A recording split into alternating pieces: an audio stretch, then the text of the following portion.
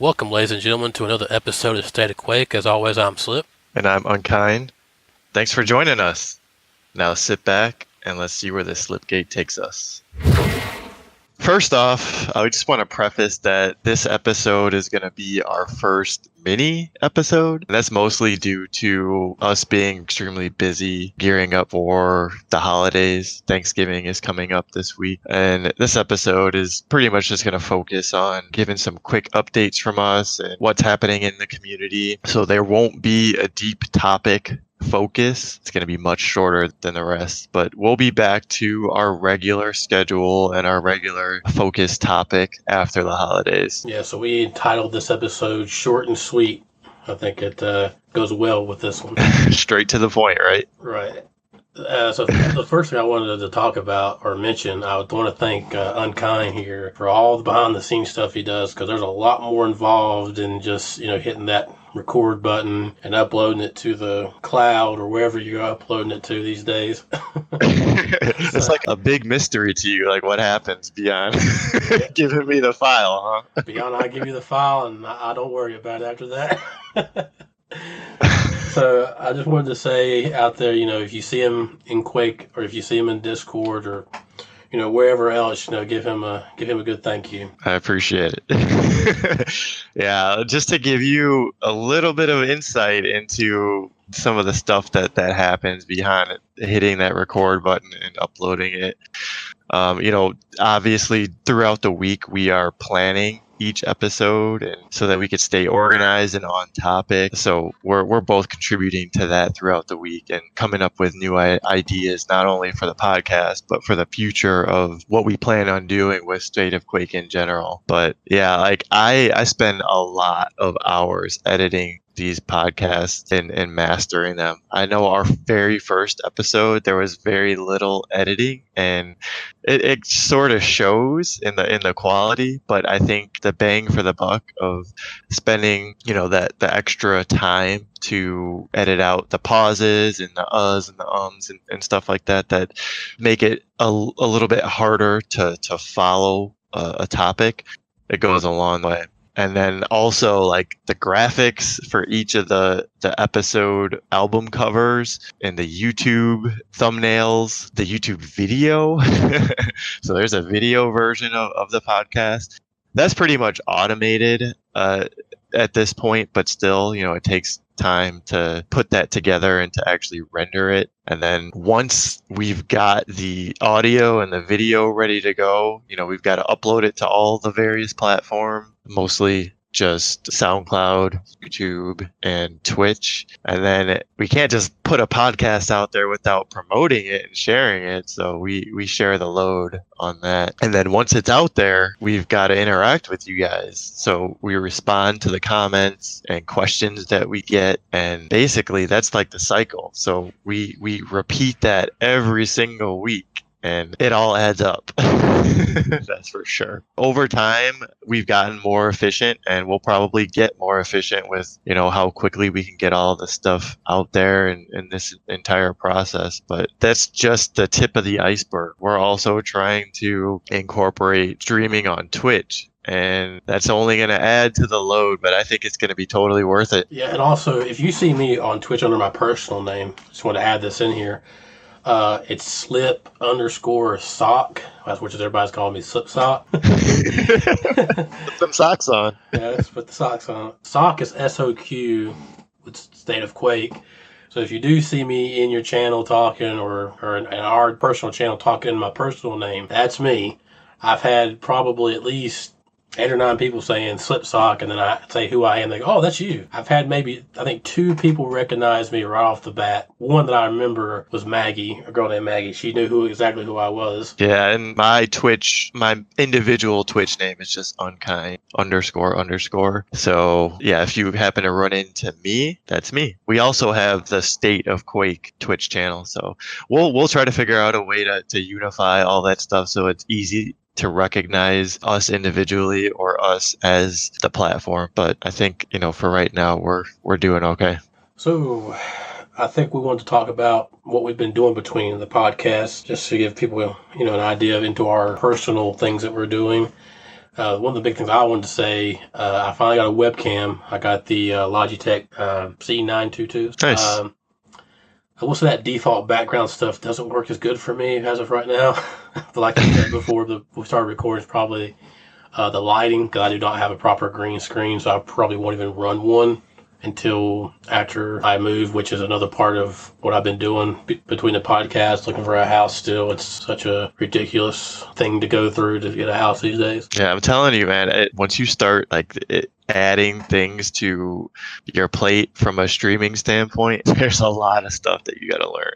So yeah, get some proper lighting so that we can start seeing that mug on stream. Yeah, I'm sure a lot of people's not going to like it. They're going to look at it one time and go, oh, never mind, shut it off.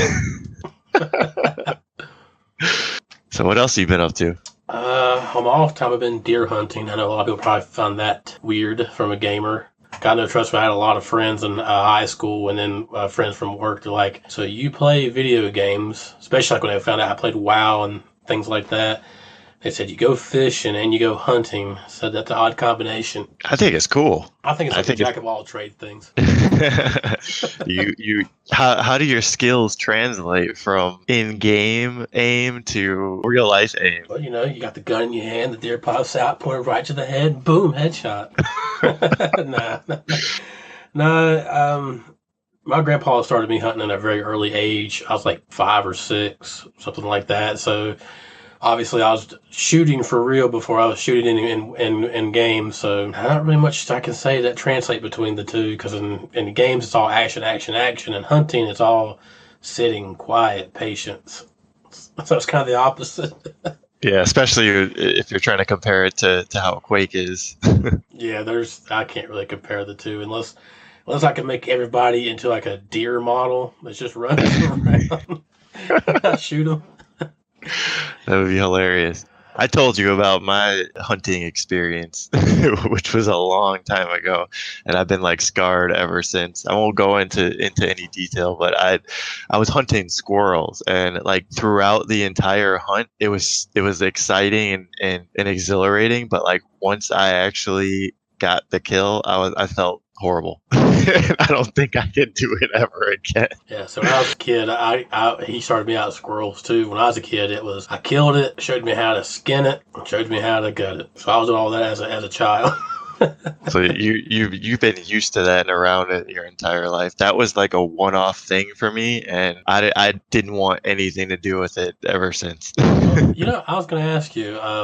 I know we didn't write this down, but I was going to ask you. I know someone else that lives in Illinois, and isn't your gun laws in that state kind of strict? Yeah, they are pretty strict, especially in the city. There are several places in Chicago specifically where they've got signs on the door where you're not allowed to carry a weapon inside of specific facilities and stores and stuff like that. When I went hunting with a pellet gun. So I think the laws around that are less strict. But yeah, from state to state, the gun laws and the gun carry laws, they're pretty different. Okay, I got you. I know here it's a little more relaxed. I mean, it's not like but you can't go in a gun in any store you want to, but most stores, if you have a carry conceal permit, obviously it's concealed, so no one's ever going to see it anyway. And I usually hunt with a shotgun for squirrels. So, and a lot of people say, why? Because you're going to tear them all to pieces. Like, well, that's why I don't want to shoot them, 2 feet away. So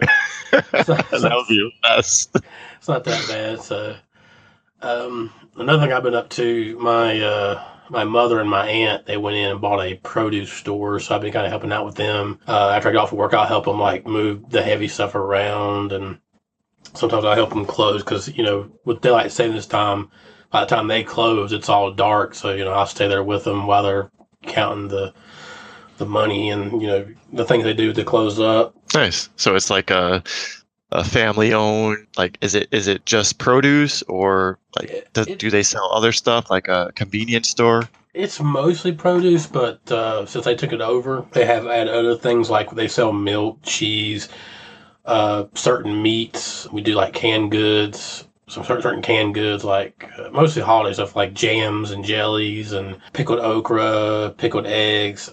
There's a few other things too. I just can't think off the top of my head, but they mostly did that to get them to the winter time because there's not a lot of fresh produce in the winter time unless you get it out from California or somewhere like that. where they can grow produce more often. You know. Nice. I think that's great. Like, especially for a community, it's a different type of helping of the community. I know we try to help the Quake community with what we do with this podcast, but people need their food and access to fresh produce. So kudos to you and your family for doing that. Well, we're trying. We're trying to get new customers all the time, so we'll see. But I had a bad thing also happened this week. My uncle, he got diagnosed with stage 3 cancer in his right lung. I'm not really sure all the details as far as how they found it. I do know he was a smoker, which I'm sure that's probably what caused me to go to stage 3. It spread into the windpipe, and last I heard, they're putting him in an aggressive chemo to try to shrink it down. Oh well, I'm sorry to hear that. Yeah,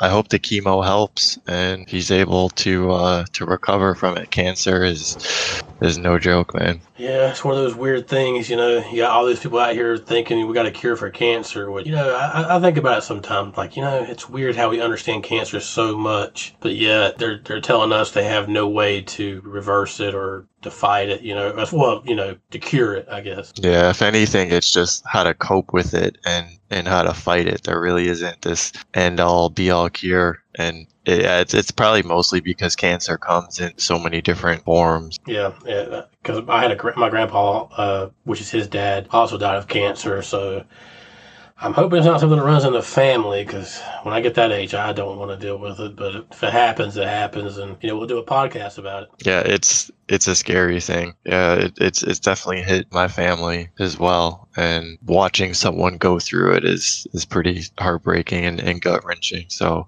I hope your uncle turns it around and fights through it and wins. Yeah, I hope so too. So, you know, we'll just wait and see, and you know, maybe next episode or whenever I get more update, I'll update you guys about it. But that's a lot about me. So, what you been up to? Man, 3 words: work, and more work. I've been extremely busy with work. The industry that I work in, it's client focused, and around the holidays, everyone wants to get something in before the holiday comes up. Everybody wants to jump on the hype train for Black Friday deals and shopping and targeting customers and stuff like that. So literally all I've been up to besides this podcast is working and trying to hit this deadline that's approaching right before I have to start traveling for the holiday itself. So that's what I've been up to. Nothing too exciting. Well, speaking of Black Friday deals, I am sort of got my fingers crossed on some of those computer parts that I need to build my new build. I'm hoping some of them go on a decent deal so I can pick them up, because I really don't need to buy them. I just want to buy them. Yeah, and that's like the big thing about like Black Friday deals and Cyber Monday deals is like they usually target people who don't even need the things that they're buying. Like I know, just for example, like they'll put an ad out for a tablet that costs like 20 or 30 bucks, and you know that tablet is garbage, but people are gonna go out and buy it anyway because it's a Black Friday deal. I know myself, like I'm not targeting any specific hardware, but like if I see like a new graphics card, not an older one, that's on sale significantly, better be sure I'm going to grab one. So I guess that goes to our next topic we wanted to talk about. We've had some new podcasts and some shows have emerged in the community. Yeah. And we just want to give them a shout out, you know, because, you know, me and you both agree that we're just here to make everybody succeed in the community. You know, we're not trying to be in competition with anybody or anything like that. So I think the first one we talked about was they call themselves the Quake-cast. Yeah, it's hosted by some old school Quakers, RC and Dump Truck DS, and I think it was inspired by the old Quake-cast from the 90s. If you guys haven't checked that out, I think they've been archived and someone's uploading them to YouTube. I'm sure if you Google it, you can find it. But like the intro to that show is pretty epic. The one from the 90s, it sounds like this hardcore, grungy, like a radio show. I highly recommend checking it out. It'll give you complete nostalgia, and it'll probably make you want to go back and play some of the older Quakes if you never really focused on it.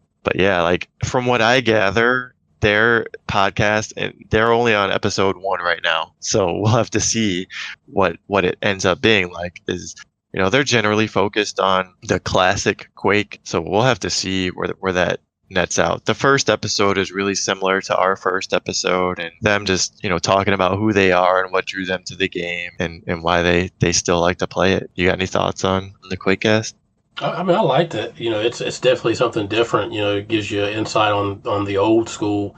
And I think Dump Truck was the one who's he's a map maker. He makes a lot of map for that. So I think he has a YouTube channel. So I mean, if you are interested in some of the designs on how to make a map, go check him out. And I wish both of them luck. Yeah, same here. And we know how much work goes into a podcast. So yes, kudos, shout out to the Quakecast RC and Dump Truck DS. We wish you the best of luck. Another new show that we've spotted is a show called Beyond Strafe Jumping. It's a guy who he hosts. His name Shazik.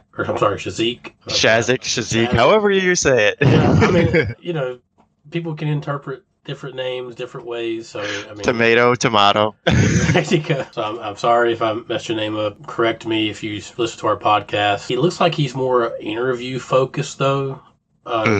People in the community, especially a lot in the EU scene. Yeah, he's got some heavy hitters like already with his first episode, and it looks like he has a second one planned. I think he interviewed Sirius, or he's going to interview Sirius, and I think he's taking an interesting approach to how he looks for topics. He submits, I guess, an open forum for questions to the Reddit community, and it'll be interesting to see how those pepper into the actual show. He reached out to me to see how he can get his show on Spotify specifically, so I helped him out with that earlier this morning, but we wish him also the best of luck. It'll be awesome to see what that turns into, especially with the focus on, it seems like it's the European scene. Yeah, I think we'll take care of the NA people if we can. Yeah. As we mentioned or alluded to in our last episode and previous episodes, we do plan on doing interviews with players and people from the community, but we're not biased towards Europe or North America. Whoever we can get, if they're in demand and if they're interesting, we want them on the show. Exactly. I mean, I didn't mean to make it sound like we were being biased. I know with our schedule and an EU schedule with the time difference. Oh yeah, it's logistically. It's going to be a weird workaround, which I'm sure we will make time for it. It's just there's a lot to go into it, so look forward to that. And then lastly, this podcast, it didn't emerge, but it already existed. We wanted to give a shout out to the Full Tech podcast hosted by Kentucky Nerd. It's focused on like gaming in general and technology. He's got several episodes. I think upwards of 25, close to 30 episodes. And we've been talking with him behind the scenes. He's expressed that he loves our podcast and he's a huge supporter. We plan on getting him on the show as a special correspondent or a guest or something along those lines. So we definitely want to give him a huge thank you, not only for shouting us out, but we want to shout him out. He's also got a website that he started, quakefans.net. It's got a blog. If you're more into the written form of getting your news and updates on Quake and Quake Champions, that's definitely an avenue out there. He's also got some forums that he's started up, and he's even got a little section for podcasts on there, and it's going to grow because that as of right now there are 2 or 3 podcasts. Check out that section. And again, thank you so much, Kentucky Nerd, for giving us a spot on your website. We'll be sure to do the same once we have our website situated. I wanted to apologize for Kentucky Nerd because I do remember specifically listening to his Quake Champions episode, and I know he said he wanted to do a podcast around Quake. I think he was wanting to get it out before us, but we had to jump on the gun, man. We had to jump on it. Yeah, but I'm looking forward to having him on the show. I was jumped in his stream a couple of days ago. I talked to him for a little bit. He was playing some Black Ops 4, which he wanted me to say was a really crappy game, which I do play. I do play it too, but I'm more into the battle royale part of it. So I don't know if I would say it's a bad game, but I haven't played the other game modes. But it's not Quake. Let's just put it that way. Yeah, I'm not into it. That's for sure. But I might, be coaxed into playing some of the other games in the future. It can't all be around Quake and Quake Champions. You gotta see what other stuff is out there to see if the grass is greener on the other side. And yeah, just to go along with trying to get people on the actual podcast, like we want to start playing with these people more as well. So if as our schedule allows, we'll be playing and streaming with people like Kentucky Nerd, and I know we've spoken to people behind the scenes and actually played with people behind the scenes, so interacting more with the community and streaming with people. Same here. I love talking to our fans, people who listen to us, and they ask us questions and things like that. So it's really nice to hear from them and be able to interact with them. Yeah. So we hit another milestone. You could call it a goal, if you will, but for a lot of people out there, it's tough to hit these milestones, and we're just getting started, and I think I can't complain at the progress that we've made across all of our channels. So we broke 100 followers on Twitter. So thank you, everyone, for showing your support for State of Quake, and on to the next milestone, right? Right. I mean, I'm really happy about it. I know it's only 100 people, but hey, you start somewhere. And I think for me and you, when we started this thing, we weren't really known in the community. Like me and you, we weren't streamers. We weren't we're not pros or anything like that. So to really go from I don't want to really sound like me or you were nothing, but we kind of went from nothing to this, so it's really a big milestone for us. Yeah, it's just going to continue to grow too, so brace yourself. All right, so let's get back to some Quake specific stuff. Got to give people the Quake content that they come to us for. So we've got this event going on that sort of goes in parallel with the new patch, with Eisen being released as the new champion. We got Team Eisen versus Team Clutch, that event. What are your thoughts on that? Actually, for the people who aren't familiar with it, give them a rundown of what that is. Yeah, well, basically, each team has a specific champions that are on that team. And the way it's going to work from what I'm reading it, so for example, Ranger is on Team Eisen. So for every kill I'm getting with Ranger, that's a point that goes towards that team. So I guess whenever they end this event, each team has little rewards. I think one of them has reliquaries, one of them has XP boost or something like that, and then each of them have their own weapon skins at the end. Yeah, and I think it's weekly. So there's 3 weeks that this happens, and at the end of the first week, the team that has the most points gets that reward, and then the second week, the next reward gets unlocked. And I think for the first 2 weeks, they are interchangeable, and so it's sort of like a moot point anyway. Where it gets interesting is the final week of the event, and that's where the weapon skins are unlocked. Keyword inside of the store. That seems weird to me. I know this is they're getting started with their events, so this might be a test per se, but I think the difference in Team Clutch versus Team Eisen is the types of weapon skins that will be available in the store. One is focused on the Quake 1 weapon skins, and the other one is focused on the Quake 2 weapon skin. So what team are you rooting for? I'm on Team Eisen, actually. That's who I voted for. And it looks like we put a poll out for Twitter as well. And I think they lean towards Team Eisen as well. So it's going to be interesting to see I think we all win technically, because at the end of the day, everyone's going to get whatever they unlock. But it'll be interesting to see, which team favors which. I'm personally for Team Clutch. It has nothing to do with Clutch in general.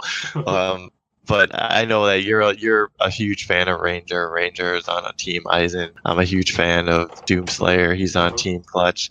So it's sort of like it sort of lines up like that. But I think I'm mostly for Team Clutch based off of the actual weapon skin reward. I don't think I have all of the Quake 2 weapon skins unlocked. I think I need one or two more, but that's mainly why I'm on Team Clutch. I have all the other ones unlocked. Yeah, and I think I have mostly the ones from Team Clutch unlocked. So that's another reason why I'm favoring Team Eisen. So, I mean, either way, we're all going to win. I'm hoping the next one that they do with this is going to be where you actually pick your team and you're locked in. So the people so you team, win and lose, yeah. Well, it's kind of like how they do like the like they did the AMD version of Nyx where she's red, or the QuakeCon skins, or the Twitter skin rocket launcher. If you weren't around for those events, you don't have it. They're gone.